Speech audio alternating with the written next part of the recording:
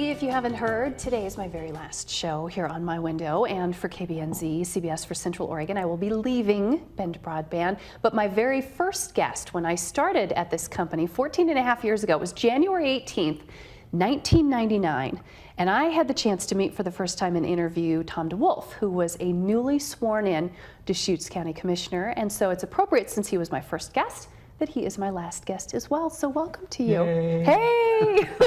So you and I had never met before then. Really? Yeah. I knew of you, of course, because of your business. Yep. Westside Video. Video. So you're quite famous already. But then newly sworn in Deschutes County Commissioner, I was not an interviewer. And so if you recall, I had my little notes here. You mean, is that what you describe it? Yeah, I had a little, well, no, I was also pregnant. Thank you. Okay. Oh, sorry. No, that's okay. My little notes. My little notes. No, I was. I was like 4 months pregnant with my son Chad, who just turned 14, by the way, which I'm pretty sure is not possible because I'm not that old. But I had my notes, but I started every question to you with the words, "I'm curious." Oh, gosh, remember? I remember that. Remember that? Yeah. How just, you know, fresh out of the box I was. The most curious person I ever met. That's exactly Yeah. right. And so what were you thinking? Well, Try to be nice. actually, the only thing I remember from that, or the overwhelming thing I remember from that day, is one of the crew members walking off in an angry huff. Yes. And everybody kind of, what just happened? And so it's like cobbled together, did the interview, felt like it went well, but it wasn't on TV. And if I remember right, we ended up being on during like halftime in a girls' high school basketball game or something. Yeah, we were the highlight of that. The halftime show. Because it was 14 minutes. Wow. Yeah, those first interviews were 14 minutes, and I had never done interviews. I came from radio for 7 years. Yeah. Hadn't done interviews, and just absolutely petrified. I mean, you came in and my hands were sweating. I felt like I was going to throw up the first 3 months of this show. Yay. I know. Yay, this TV thing. Yeah. But it was my dream thing. And you were county commissioner running the whole thing too. Well, it was a great start to the show. For me, it's just, we've always had this wonderful, hilarious beginning to this relationship that it's, you know, having those kind of stories are great for a lifetime. That's right. Yeah. Well, and for a long time, I would have you as my guest for every anniversary show after that. Which was like right around your birthday each year too. Yeah, it was the day after my birthday. Yeah. Yeah, which just, you know, keeps on going. It's wonderful. It's and exciting. I was pregnant with my second son, Yeah. and so now I have 4 kids, but you, in the interim, you've had grandbabies. Yeah, we've got now 8 grandchildren. Wow. With, you know, 4 children between Lindy and me, and 8 grandbabies, 2 just born within the last year. Yeah. So it's wonderful. That's amazing. Wonderful. And you've been on an incredible journey too. It now is, as an and that, you author. know, here's your advice from Dr. Tom. Please. Is, you know, you're going through this big change, new adventures coming, and I'm here to tell you, it's worth it.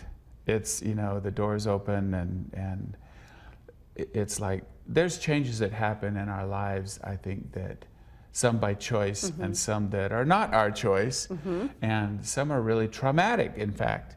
But there's a pot at the end of that rainbow full of gold. I mean, it's true. I feel like, for me, big changes have happened in my life from time to time, and I look back now and think, what a blessing. Sometimes it's really hard to be grateful in the moment. Yeah. It's even hard to be grateful for a period of years.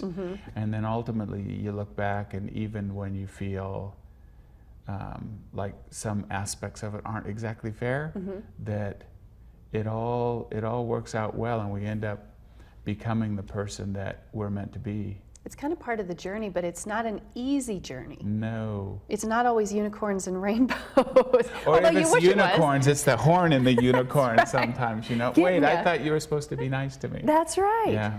Yeah, but you've had just an incredible journey now with your books and with your speaking engagements. I stalk you on Facebook because I like to know what you're up to, and I also like the pictures of the grandbabies. Yeah. But January 1999, did you ever think that 14 years later, 14 and a half years later, this would be the road that you're on? Not a clue. Yeah. Not a clue. I mean, when I was 18 years old, I knew I wanted to be an author. It's like just huge passion.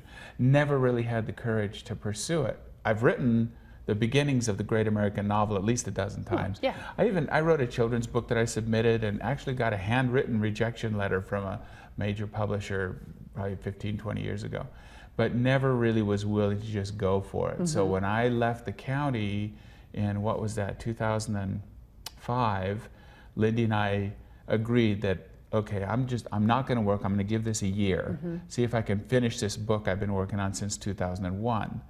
And not only did we get that finished, but found an agent and a publisher, and I've never worked a real job since. Yeah. So that 1 year has evolved into, now here we are 6, 7 years later. Well, and it just spiraled for you, and it seems like, because I know, I've heard you talk about, even before you wrote the book, this experience, the trip that you went on, and that experience, and it just seemed like it really lit a spark within you, and finally there was something you were passionate about enough that this book just flowed.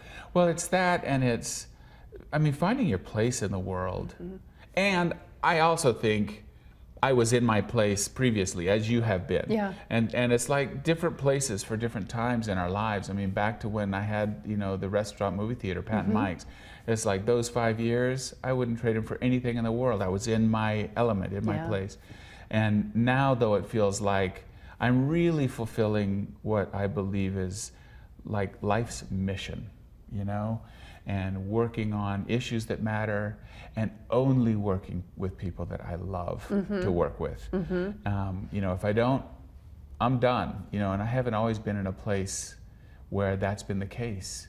So it's a pure satisfaction, joy, fulfilling time for me. And there's a part of me that wishes, you know, God, I wish I would have discovered this. Or done this when I was 20, and you know, because now I'd be, you know, Dan Brown and Wally Lamb and John Irving.